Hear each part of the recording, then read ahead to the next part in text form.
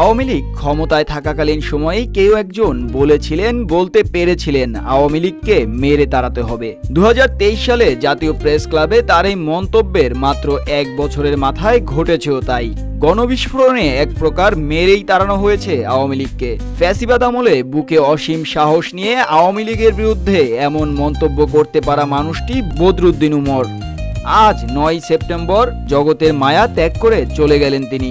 অনেকেই social media কিংবা গণমাধ্যম মারফত চিনেছেন বর্ষিয়ান এই বুদ্ধিজীবীকে, কিন্তু তার সম্পর্কে আমরা আসলে জানি কতটুকু? চলুন কিছুটা জানার চেষ্টা করি।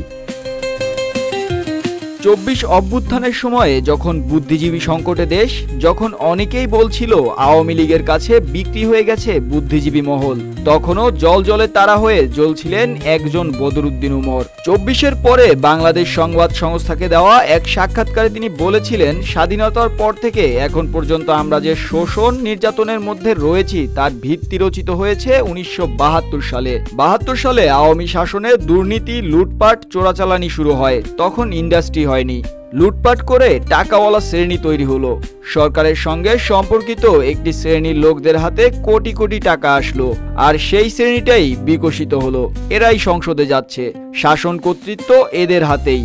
শেখ হাসিনা পালিয়ে গেলেও তো তার সেই শ্রেণী রয়ে গেছে, এখনো তাদের আওতার বাইরে কিচ্ছু হচ্ছে না।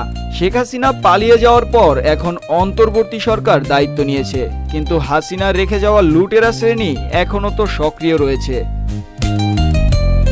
বদরুদ্দিন উমর 1931 সালের 20 ডিসেম্বর ব্রিটিশ ভারতের বেঙ্গল প্রেসিডেন্সির বর্ধমান শহরে জন্মগ্রহণ করেন। 1961 সালে যুক্তরাজ্যের অক্সফোর্ড বিশ্ববিদ্যালয় থেকে তিনি দর্শন, রাজনীতি ও অর্থনীতি বিষয়ে পিপিই ডিগ্রি নিয়ে দেশে ফিরে আসেন এবং 1963 সালে রাজশাহী বিশ্ববিদ্যালয়ের সমাজবিজ্ঞান বিভাগ প্রতিষ্ঠা করেন।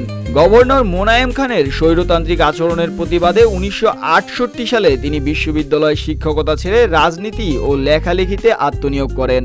তার লেখা পূর্ব বাংলার ভাষা আন্দোলন ও তৎকালীন রাজনীতি, ভাষা আন্দোলনের ওপর প্রথম গবেষণা গ্রন্থ। ভাষা আন্দোলন থেকে আজ অবধি তাকে কেউ ক্ষমতার তাপে গলে যেতে দেখেনি। বুদ্ধিজীবীর কাজ কেবল বিজয়ের জয়গান গাওয়া নয়, পরাজয়টা কোথায় ভেতর থেকে কুড়ে কুড়ে খাচ্ছে তা মনে করিয়ে দেওয়াও তাদের কর্তব্য।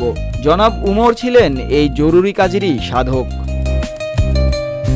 1972 সালে বদরুদ্দিন উমর বাংলা একাডেমি পুরস্কার অর্জন করেন, তবে তিনি তা সাথেই প্রত্যাখ্যান করেন। 1974 সালে তিনি ইতিহাস পরিষদ পুরস্কার পান, তবে সেটিও প্রত্যাখ্যান করেন। 2025 সালে বাংলাদেশ সরকার তাকে স্বাধীনতা পদকে ভূষিত করে, কিন্তু বদরুদ্দিন উমর তা প্রত্যাখ্যান করেন। এ নিয়ে তিনি বলেন, 1973 সাল থেকে আমাকে বিভিন্ন সরকারি ও বেসরকারি সংস্থা থেকে পুরস্কার দেওয়া হয়েছে, আমি সেগুলোর কোনোটি গ্রহণ করিনি। এখন বর্তমান অন্তর্বর্তীকালীন সরকার আমাকে স্বাধীনতা পুরস্কার দেওয়ার ঘোষণা করেছে, এজন্য তাদের ধন্যবাদ, কিন্তু তাদের দেওয়া এই পুরস্কারও গ্রহণ করা আমার পক্ষে সম্ভব নয়। বদরুদ্দিন উমর কখনো আপোষ করেননি। তিনি প্রকাশ্যে ভণ্ডামি, অজ্ঞতা ও সুযোগ সন্ধানীর মুখোশ উন্মোচন করেছেন। হয়তো সেই কারণেই তিনি প্রায়ই বলতেন বাংলাদেশে তাকে অবহেলা করা হয়েছে।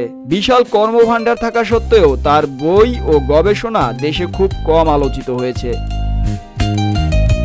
বাংলা সাহিত্য কিংবা দর্শন জগতে এমন অনেক নক্ষত্রই ছিলেন যারা বেঁচে থাকতে মূল্যায়িত হননি, যারা আড়ালে থেকেই জ্বলে গিয়েছেন, কখনো বা মেঘের আড়াল থেকে উকি দিয়েছেন, যাদেরকে জাতি প্রাসঙ্গিক করতে পেরেছে দেয়ালে যখন পিঠ ঠেকেছে তখনই।